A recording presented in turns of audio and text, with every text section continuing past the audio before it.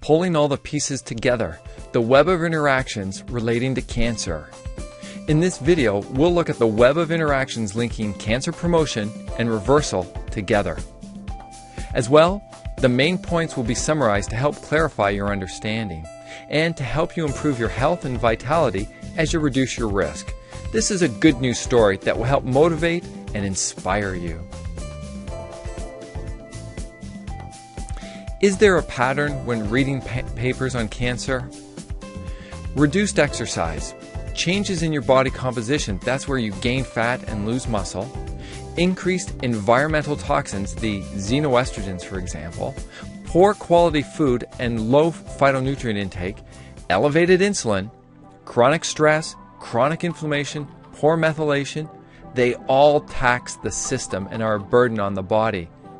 And this is resulting in a reduced, a confused, or a distracted immune system that can't do its job properly and increased stimulation for aberrant cell growth. Simply put, increased environmental stressors, the triggers, and reduced internal resistance set the stage for cancer. And I think this diagram summarizes how some of us feel.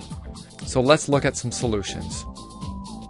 We've looked at the interaction of diet and lifestyle on cancer promotion and reversal. We've gone around looking at blood sugar, phytonutrients, xenoestrogens, acid-base balance, toxicity, and so on. And we're going to try to pull all these pieces together for you in this video. So let's get started. Inflammation, gearing the journey to cancer. Chronic inflammation plays a multifaceted role in carcinogenesis. Mounting evidence from preclinical and clinical studies suggests that persistent inflammation functions as a driving force in the journey to cancer. As you've noticed throughout this video series, inflammation is the root of all health evil, if you will, and it underlies many chronic illnesses and diseases. So we looked at how to cool the fires of inflammation. To cool the fires of inflammation, you need to address the many multiple contributors. So, to reduce inflammation, let's look at and alleviate food allergies and environmental allergies as well. We can resolve gum and sinus infections. We can focus on reducing body fat, and we can use a bioelectrical impedance test, a BIA test, to measure fluid accumulation, muscle and fat status. We can resolve intestinal and digestive issues. As you learned, around 50% of your immune system is clustered around your intestinal tract, and when the immune system is activated, it often creates inflammation. We can focus on a detoxifying program to reduce the toxic load on the body and to keep these toxins out of the system and away from our genes and the DNA. We can improve our fat quality and quantity, and we can look at some of those special essential fats and stay away from some of the hydrogenated fats. We can help reduce viral and bacterial infections, and we can optimize our nutritional status, maybe by using a broad-based multivitamin mineral supplement. We can enhance our biomechanics and reduce traumas, and we can optimize our sleep, we can control our blood sugar and insulin, and we can optimize our functioning by utilizing a stress reduction program. And of course, movement and exercise, and working together at all these different pieces, we can reduce inflammation and help reduce our risk to cancer. In many cases, will help even reverse the states. So sources of inflammation: gums and teeth, intestinal issues, essential fatty acids, specifically the lack of them, increased body fat, environmental toxins, poor blood sugar management, elevated insulin, poor sleep, chronic viral or bacterial infections, trauma, immune activation, chronic stress, and so on. They all contribute to inflammation. And some of the hidden sources of inflammation? Well, again, as we've mentioned, the teeth, the gums. So we can help you by recommending a good dentist who can help you alleviate any sort of gum inflammation. And of course, good oral hygiene with brushing and flossing is vital. And also, to be realistic, some blood work may be necessary to identify markers of inflammation in the body. For example, high sensitivity CRP, which is a blood marker and a very sensitive marker to inflammation. We can also look and we looked at how inflammation and cancer fit together. We looked at this enzyme called aromatase that's found in breast tissue, prostate tissue, fibroid tissue, fat tissue, cancer cells, and so on. And you discovered that aromatase takes testosterone and converts it to estrogen. So in men, this can drive down testosterone levels, and in women, it can accelerate and drive up estrogen levels. And this is important because you learned that your lifetime exposure to estrogen can contribute to certain cancers. And estrogen acts on the estrogen receptor, and it signals through the genes, and ultimately it can lead to proliferation of tumor cells. And you discovered xenoestrogens that can be and bind up to 1,000 times stronger with the estrogen receptor and really pound on the door, if you will, of the cells and cause this proliferation of tumors. You also discovered how aromatase can and is signaled by elevated insulin, and how inflammation can also activate this enzyme. And where does inflammation come from? Again, immune activation, oxidative stress, infection, trauma, poor blood sugar management. And you also discovered that the sunshine vitamin D, can work to downregulate this aromatase enzyme. And also inflammation drives the whole process of cancer metastasis, proliferation, angiogenesis, and so on. And you also discovered that vitamin D works here to slow this process. So vitamin D status is very important to have measured and monitored. We also learned about stress and how stress plays a role in inflammation and promoting cancer. So to reduce stress is one way to help cool the fires of inflammation. And we learned that chronic stress suppresses the immune system. It contributes to inflammation, it slowly kills us, and it makes our lives miserable. And we can help you get this under control. So chronic stress suppresses our immune function. Chronic stress elevates blood sugar, and remember, cancer cells can feed exclusively on blood sugar. Chronic stress elevates insulin, and insulin, acting as an anabolic hormone, a powerful cell regulator, tells cells to grow and divide, so elevated insulin contributes to cancer growth. Chronic stress promotes inflammation, and again, the link to cancer. Chronic stress reduces growth hormone, which is that vitally important hormone that's released when we sleep, and that helps rebuild our body after the day's stresses. Chronic stress contributes to an acidic cellular environment, and cancer cells love an acidic environment. Chronic stress promotes belly fat. Chronic stress destroys our mood and willpower, and it leads and contributes to us overeating and making poor food and lifestyle choices. Ultimately, chronic stress, it reduces your defenses and it promotes cancer in your body. To reduce stress, we looked at balancing your physiology, which is the foundation for stress reduction, and this is vital. At the next level up, we found that it was important to learn how to change our perception, and prevention, again, very important and proactive. And only when necessary, we put out the fires, if you will. We deal with the situation. This is treatment. And isn't it interesting to notice that balancing your physiology and changing your perception, that puts us in a proactive state when we're in control. On the other side, just dealing with the situation, just putting out fires, that's reactive. And in that state, we don't feel we're in control, and that really stresses us out. So let's focus on the positive. Let's focus on balancing our physiology, changing our perception, and being proactive and in control. Again, we can't go through all the methodologies to reduce stress in this video. However, stress management, why would you want to just manage your stress when you can reduce it? Stress management is really just coping, and it's a reactive stage. So we can learn techniques to deal with the situation and apply stress-reducing techniques.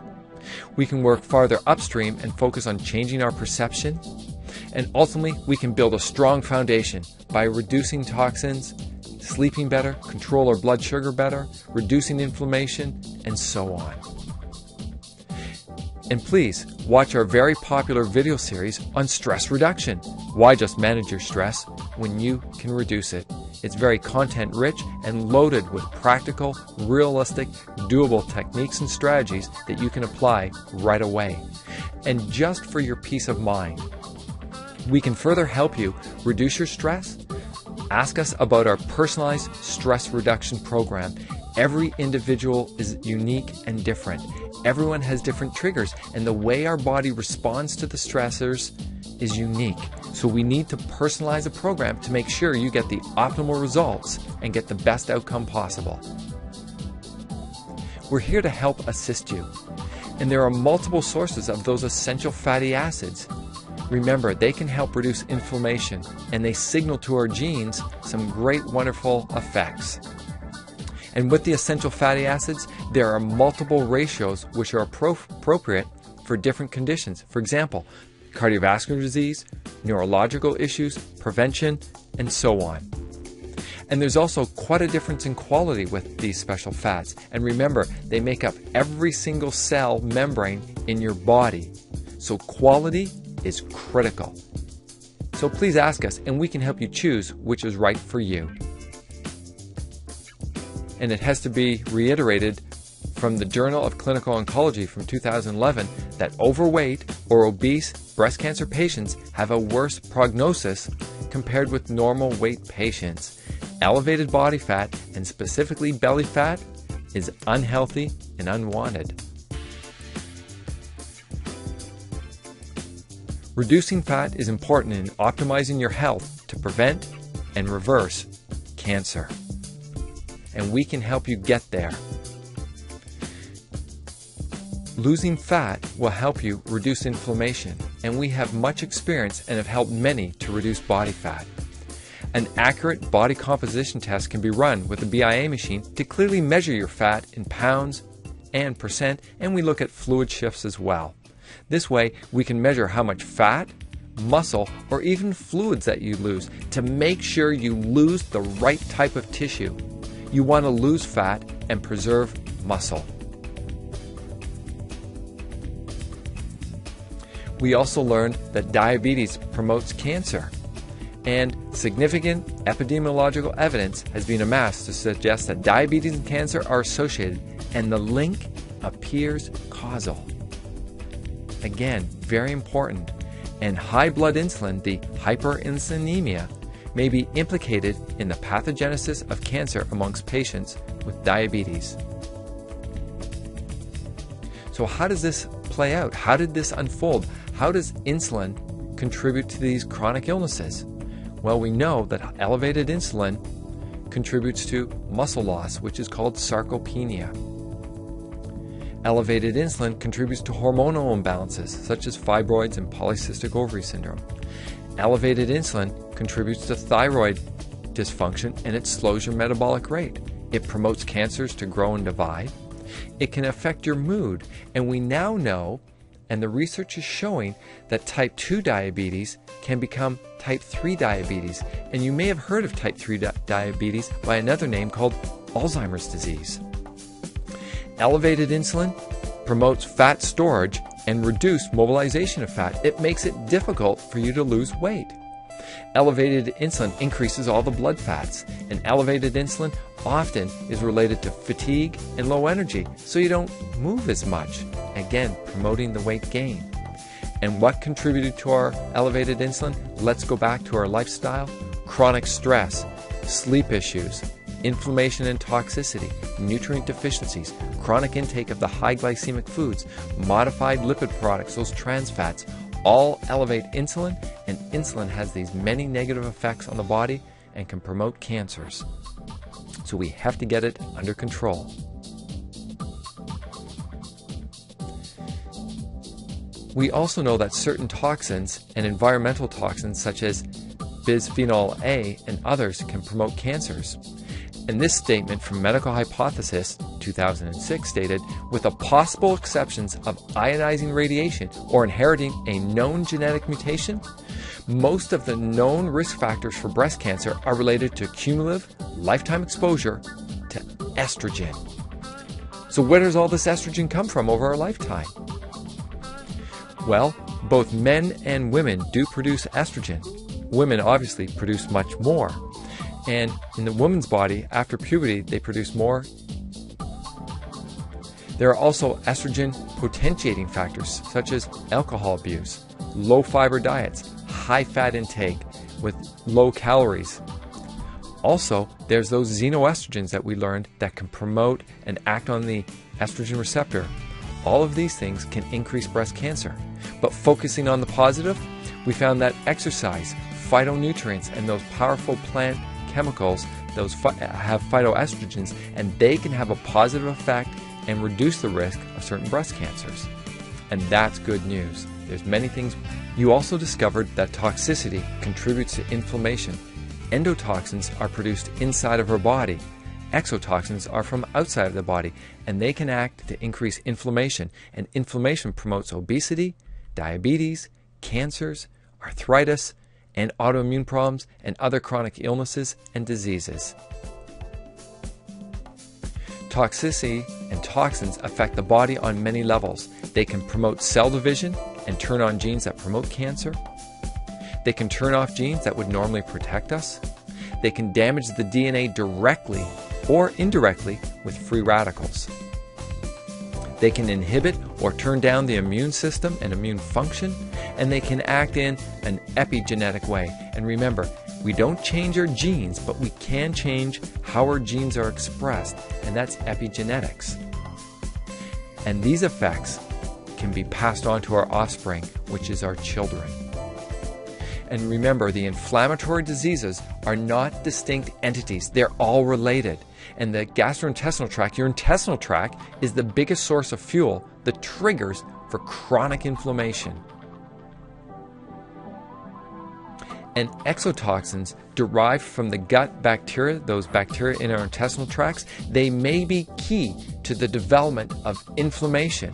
And that promotes the stimulation of inflammation throughout the body. And the bacteria can produce compounds that activate the immune system and create inflammation.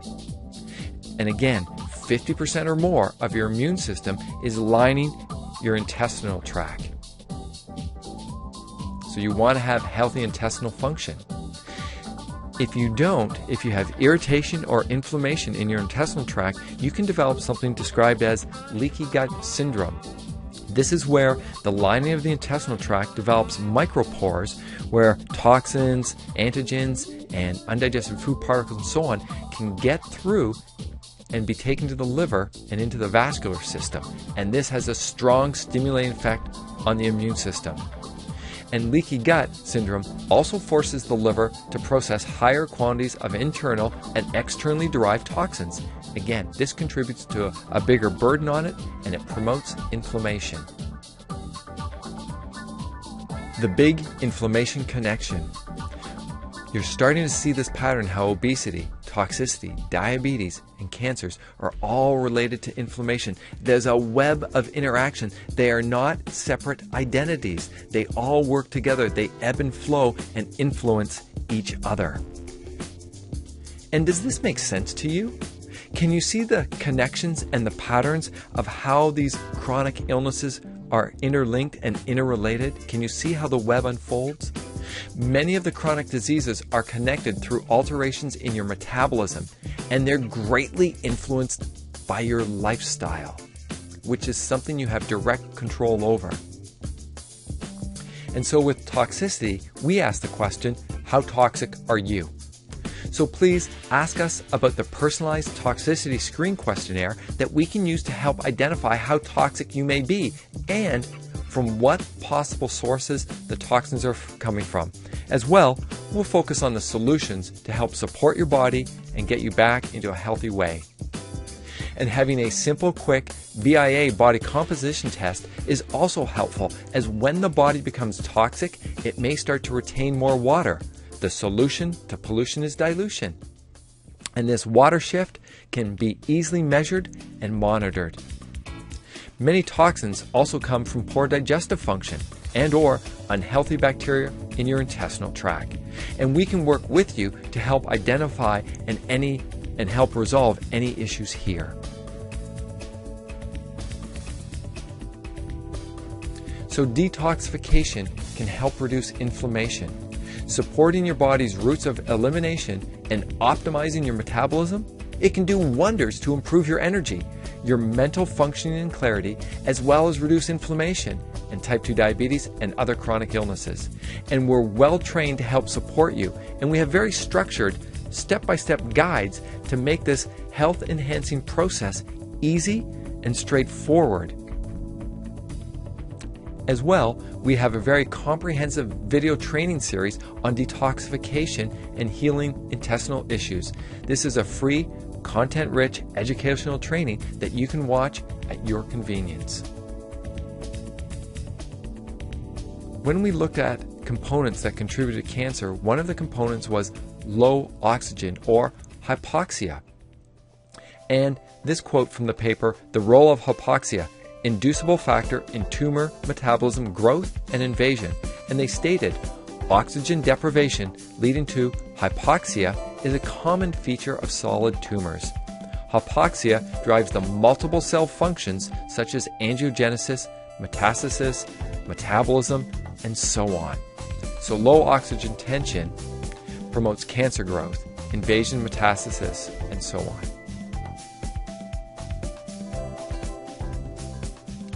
You also learned that tumor hypoxia, so low oxygen in the cellular environment, causes a metabolic shift. And that metabolic shift is it produces more of an acid environment. So in addition to oncogene activation and transformation, hypoxia is responsible for reducing acidosis through a shift in cellular metabolism that generates a high acid load down at the cell environment. So low oxygen generates an acidic environment, and that can promote and turn on the genes that promotes cancers. So hypoxia equals acidosis contributes to cancer.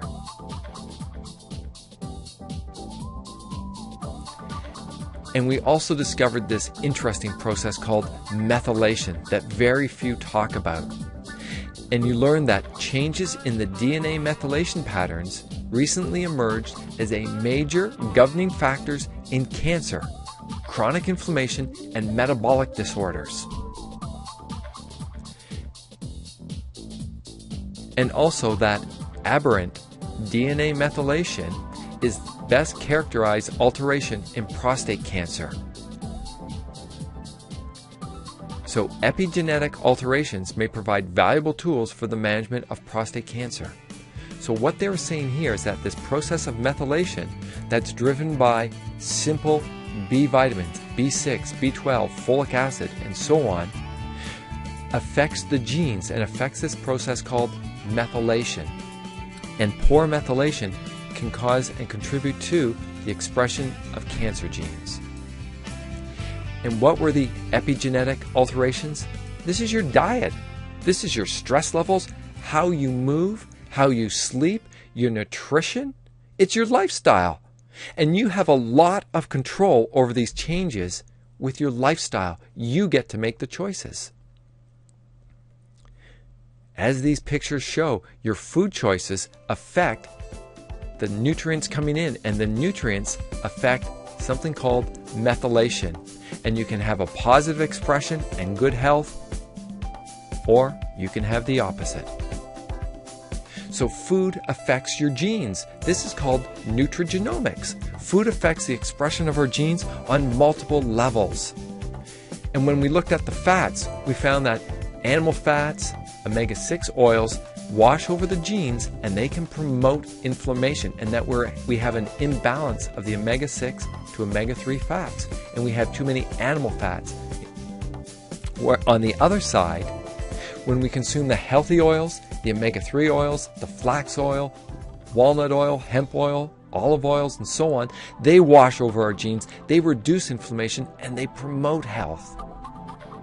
To reduce inflammation, you must address the underlying contributors to it, and that includes some of these fats.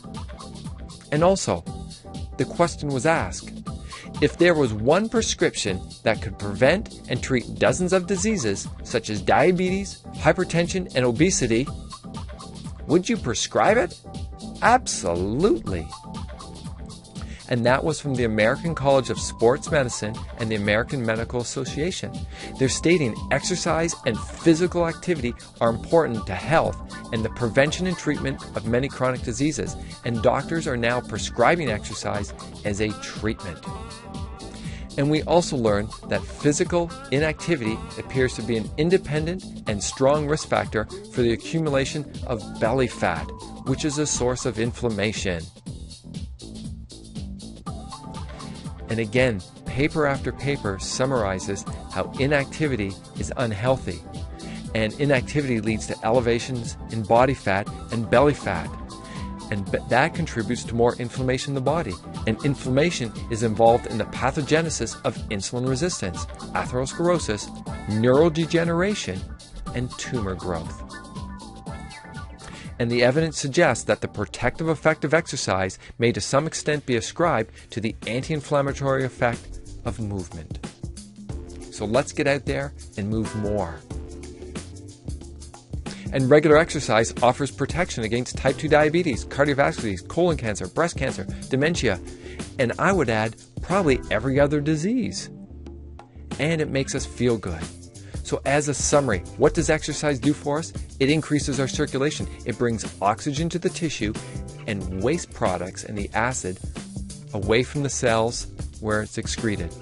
It improves hypoxia, so it brings oxygen to the tissue. It burns fat, it reduces stress, it builds muscle, it reduces inflammation, it increases growth hormone, it boosts our immune system, it helps us sleep well, it helps balance our blood sugar and bring down and control insulin, and it improves our mood.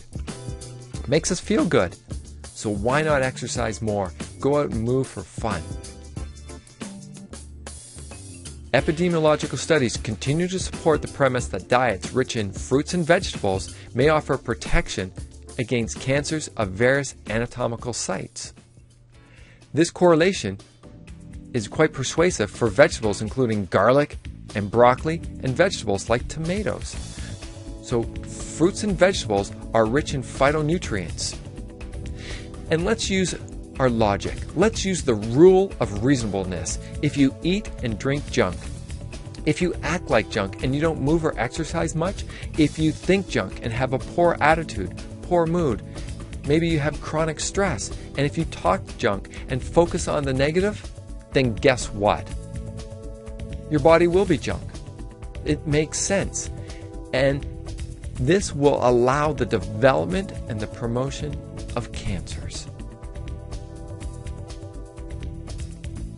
And remember, we looked at a summary how fruits and vegetables are loaded with phytonutrients that we called good information, and it washes over our genes and it contributes to a healthy, proper gene expression, leading to healthy children, healthy parents, and ultimately health into our old age, which is what we want.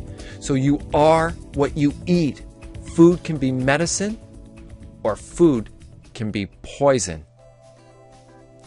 So again, when we looked at unhealthy food, such as the fast food, the processed food, the nutrient void food, it doesn't have very much information, or it has poor information.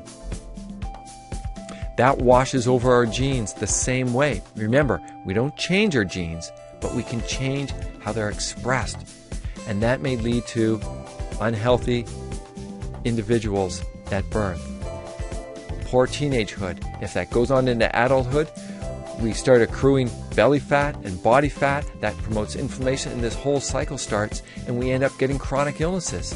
You are what you eat, and food can be your medicine or poison. And we looked at the summary of food and cancer. We looked at how poor information in the fast foods and the processed foods, it's void of vitamins and minerals. It has low phytonutrients. It has low antioxidants, and it promotes inflammation. It has poor or misinformation. And it's acid forming at the cell level. And it elevates your blood sugar. And remember, the cancer cells love blood sugar. It elevates insulin, which is a growth promoter. It tells cells to grow and divide. It disrupts our circulation, so we have low oxygen delivery to the tissue, and waste removal is impaired. And it disrupts other hormones, and it can stimulate cell growth. Whereas on the other hand, fruits, vegetables, phytonutrient-rich dense foods are high in vitamins and mineral content. They're high in phytonutrients. They're high in antioxidants that reduce inflammation. They have the correct, healthy, natural inflammation. They're alkalizing and health-promoting foods. They stabilize blood sugar and keep our blood sugar levels level. They help stabilize insulin so there's less signal on the cells to grow and divide. It helps improve circulation so you get more oxygen delivery and you get better waste removal from the tissue. So all these things work together to increase our health or decrease our health. Berries, fruits and vegetables, all these healthy foods. Good information reduces the risk to cancer. Nutrition is not alternative medicine. Nutrition is the foundation of life. This is the rule of reasonableness. Healthy food in, healthy body, healthy environment, reduce risk to cancers.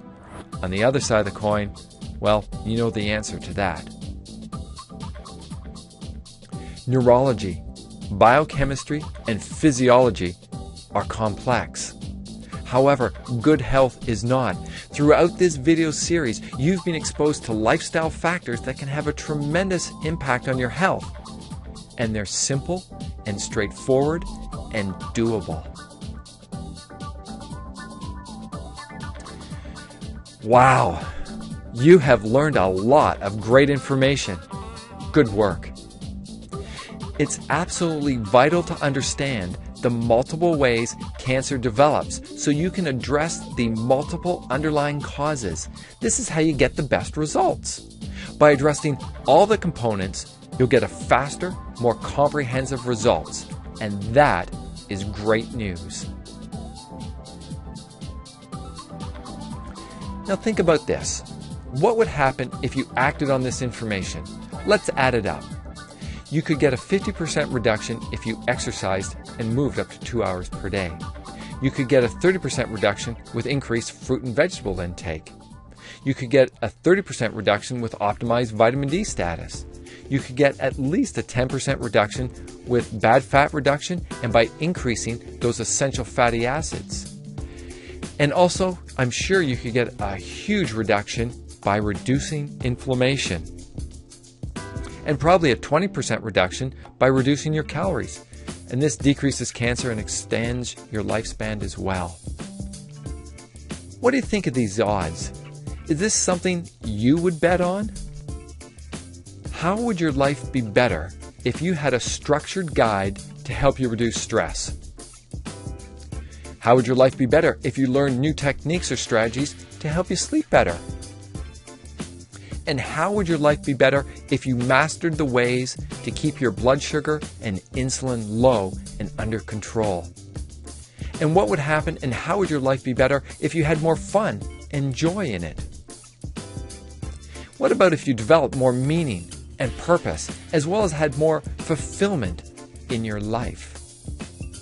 In how many ways would this greatly improve your life?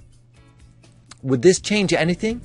Or would this change everything for you?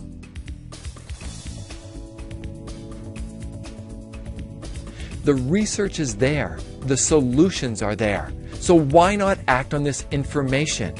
Because if not now, when? What do you feel is holding you back from moving forward and acting on this information? How bad does it have to get before someone will take action? Your time is now.